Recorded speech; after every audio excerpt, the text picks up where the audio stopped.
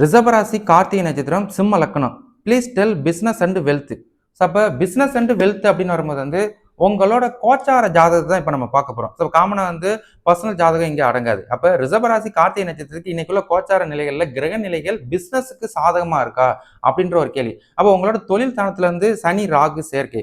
அப்போ இன்னைக்கு டேட்டுக்கு ராசிக்கு 4ல் சூரியன் ஆட்சி பெற்று சூரியன் கூட புதன் சேர்க்கை பெற்று நிற்கிறது ஒரு பாசிட்டிவ். அப்போ உங்களோட பிஸ்னஸை இன்னையிலிருந்து இம்ப்ரூவ்மெண்ட் பண்ணுவதற்குரிய விஷயத்தை இந்த புதனும் இந்த சூரியனும் உங்களுக்கு ஏற்படுத்துவாங்க. அப்போ இந்த மாசத்துலேருந்து உங்களுக்கு பிஸ்னஸ்ல ஒரு முன்னேற்றம் இருக்கும். ஸோ உங்களோட வேலையை பொறுத்து உங்களோட வியாபார நுணுக்கத்தை பொறுத்து நீங்க அப்டேட் ஆகி வருவீங்க. அப்போ வெல்த் அப்படின்னு வரும்போது வெல்த்னாலே உங்க ஜனன ஜாதகத்தை பொறுத்து தான் பலன்கள் இருக்குது. உங்க ஜனன ஜாதகத்துல நடக்கிற தசாவை பொறுத்தும் உங்களோட புத்தியை பொறுத்து தான் உங்களுக்கு பலன்கள் இருக்குது. அப்ப நல்ல தசா ஓடிக்கிட்டு இருந்துச்சு அப்படின்னா கண்டிப்பா நீங்க நல்ல ஒரு வாழ்க்கை தரத்துக்குள்ள வரீங்க. ஸோ அதுதான் நல்ல ஒரு வெல்த்தியான லைஃப் ஸ்டைல் வருவீங்க.